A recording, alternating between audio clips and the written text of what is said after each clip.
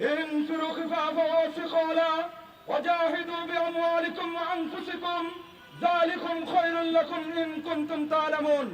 প্রিয় মুসলিম ভাইরা, আজকে আমরা এখানে সমবেত হয়েছি আমাদের প্রিয় প্রাঙ্গণ সেই জেরুজালেম, সেই মসজিদে আকসা, সেই ফিলিস্তিন আজ রক্তাক্ত। আজকে ফিলিস্তিনে যে পরিস্থিতি সৃষ্টি হয়েছে সেই পরিস্থিতি নিয়ে আমরা মুসলিম বিবেক একজন মুসলমানও ঘুমিয়ে থাকতে পারি না। আজকে মানবতা ভুলণ্ডিত, আজকে পৃথিবীর মানবতা জাগ্রত হয় না। আজকে আমি এই আহ্বান জানিয়েছি যে আল্লাহ রাব্বুল আলামিন পবিত্র কোরআনে যে ঘোষণা করেছেন, আমাদের যে শক্তি আছে, আমাদের যে সামর্থ্য আছে, সেই সামর্থ্য নিয়েই আজকে ঝাঁপিয়ে পড়তে হবে সেই মানবতা বিরোধী কার্যক্রমের বিরুদ্ধে।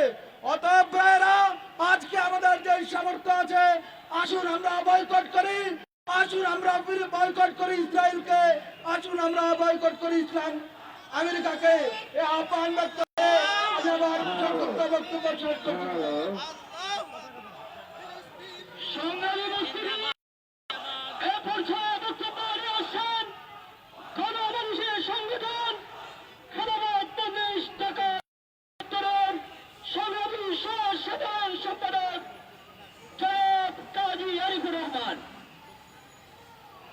সংগ্রামী উপস্থিতি, বাংলাদেশের মুসলমানরা উঠেছে ফিলিস্তিনের ওই দুর্গতির পাশে দাঁড়ানোর জন্য। আমাদের আর ঘুমিয়ে থাকার সময় নেই। ইমানের দাবি আমরা গাজার মুসলমানদেরকে নিঃশেষ হতে দেব না। আমরা গাজার মুসলমানদেরকে পাশে চাই। সকল 16 কোটি মানুষ আমরা যদি দুটি হাত তুলতে পারি, 32 কোটি হাত, আমরা ওই 1 কোটি ইহুদিদের দ্বারা সারা পৃথিবী আজ নিষ্পেষিত হচ্ছে। 1 কোটি ইহুদি আমাদেরকে চালিয়ে মারছে। গোটা মধ্যপ্রাচ্য আজ অশান্ত। প্রিয় ভাইরা, আমাদের ঘুমিয়ে থাকার সময় নেই। আসুন ইমানের দাবি নিয়ে আমরা মুসলমানরা এক দেখো। আমাদের দেহের এক প্রান্ত আঘাত হলে অন্য প্রান্ত যেভাবে সারা দেয়, আমরা গাজার মুসলমানদেরকে আমাদের ভাই হিসেবে আমরা জেগে উঠি। ইহুদিদেরকে সকল ষড়যন্ত্র এবং সারা পৃথিবী মুসলমানদের বিরুদ্ধে সকল ষড়যন্ত্র আমরা নস্যাৎ করার জন্য ঐক্যবদ্ধ হই। আল্লাহ আমাদের তৌফিক দান করুন। সংগ্রামী ঢাকাবাসী, এ পর্যায়ে বক্তব্য নিয়ে আসছেন শ্রমিক মজলিসের কেন্দ্রীয় সহসভাপতি জনাব আলী আলী হাওলাদার। আজকে সবার সম্মানিত সভাপতি এবং দূর দূরান্ত থেকে আগত আমার শ্রমিক ভাইয়েরা এবং বিভিন্ন দায়িত্বশীল ভাইয়েরা এবং সাংবাদিক ভাইয়েরা, আসসালামু আলাইকুম।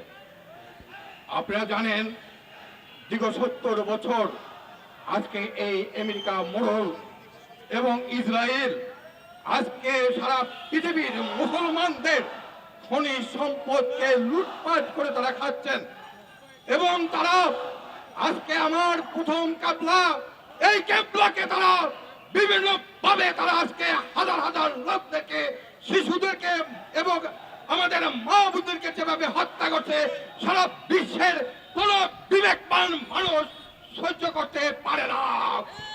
সংগ্রামী বন্ধুরা আমার, আপনারা জানেন এই ফিলিস্তিনিকে নিয়ে আমেরিকা যেভাবে নাটক করতেছেন, এবং আপনারা জানেন নতুন নতুন অস্ত্র বানায় আর ফিলিস্তিনির উপরে নিয়ে এটাকে প্রয়োগ করে নিয়ে তারা চেক করতেছে।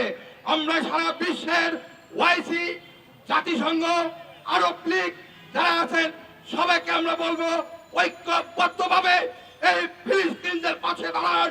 আর যদি না হয় তাহলে আপনারা জাতিসংঘকে বয়কট করব এবং আমরা সারা পৃথিবীর সমস্ত মুসলমানেরা এবং আমরা যে যেখানে আছি আমরা ইসরায়েলির সমস্ত পণ্যকে আমরা বর্জন করব এবং সকল ইসরায়েলি যে যেখানে আছে তাদের সাথে আমরা কোনো সম্পর্ক রাখবো না এবং তাদেরকে আমরা ইন্ডিয়ার মতন তাদেরকে আমরা বয়কট করব।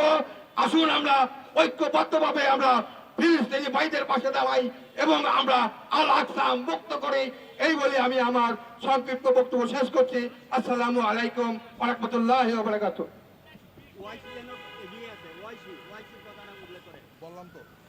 বিশ্ব সন্ত্রাসী মার্কিন ডোনাল্ড ট্রাম্পের সরাসরি সহযোগিতায় ইসরায়েল কর্তৃক গাজায় নৃশংস গণহত্যার প্রতিবাদে ইসলামী যুবমজলিস ঢাকা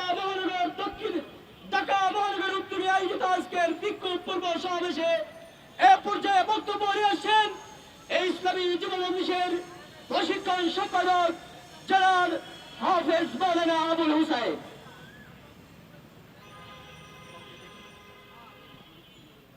সংগ্রামী তাওহীদের জনতা, আমরা সকলেই জানি এই মুহূর্তে টোটাল বিশ্বে মুসলমানদের মধ্যে যে আগুনের স্ফুলিঙ্গ জ্বলে উঠেছে, এই স্ফুলিঙ্গের মধ্যে দিয়ে ফিলিস্তিনকে স্বাধীন করে ছাড়বো ইনশাআল্লাহ। আজকে যেভাবে ইসরায়েলের হানাদার বাহিনী মুসলমানদেরকে পরীক্ষা করতেছে, নিঃশেষ করতেছে, এর পরিত্রাণ অবশ্যই হবে। সারা বিশ্বের 150 কোটি মুসলমান যেদিন জাগ্রত হবে, আমাদের আর সময় নাই, এখনই আমাদের সময়, এখনই ঝাঁপিয়ে পড়তে হবে এই হানাদার বাহিনীর বিরুদ্ধে। আমাদের সর্বশক্তি শেষ করে পৃথিবী থেকে এদেরকে নিশ্চিহ্ন করে দিতে হবে। চাই আমাদের যে শক্তিগুলো রয়েছে, সামর্থ্য রয়েছে, কণ্ঠ রয়েছে, মিডিয়া রয়েছে, সকল জায়গা থেকে এই হানাদার বাহিনীর বিরুদ্ধে আমরা জোর প্রতিবাদ চালাচ্ছি। আল্লাহ তাআলা আমাদেরকে সহায় হন। আসসালামু আলাইকুম ওয়া রাহমাতুল্লাহ। সংগ্রামী উপস্থিতি, এ পর্যায়ে সংক্ষিপ্ত বক্তব্য নিয়ে আসছেন আজকের বিক্ষোভ পূর্ব সমাবেশের বিশেষ অতিথি ইসলামী যুব মজলিসের কেন্দ্রীয় সাংগঠনিক সম্পাদক সাধারণ সম্পাদক জনাব প্রভাষক মাইদুল ইসলাম। জনাব প্রভাষক মাইদুল ইসলাম। সাবিলুনা সাবিলুনা সাবিলুনা সাবিলুনা বাংলাদেশের যুবকেরা ফামান জাহাদা বিলিসানিহি, এই মুহূর্তে আমরা মুখের মাধ্যমে জিহাদ করছি, তবে অচিরেই এই বাংলার যুবকেরা প্রস্তুত হচ্ছে ইসরায়েলের বিরুদ্ধে সশস্ত্র জিহাদে ফিলিস্তিনে যোগ দেওয়ার জন্য। ইনশাআল্লাহ বাংলার যুবকেরা প্রস্তুত হও জিহাদের জন্য, যুদ্ধের জন্য। মুখের মাধ্যমে জিহাদ চলছে, অচিরেই শক্তি সামর্থ্য বৃদ্ধি করে আমরা অস্ত্র নিয়ে জিহাদে ঝাঁপিয়ে পড়বো ফিলিস্তিনের ভাইদের সাথে ইনশাআল্লাহ। আপনাদের সবাইকে এই আহ্বান জানিয়ে আমার এই বক্তব্য এখানে শেষ করছি। আবারও বলছি, সাবিলুনা সাবিলুনা।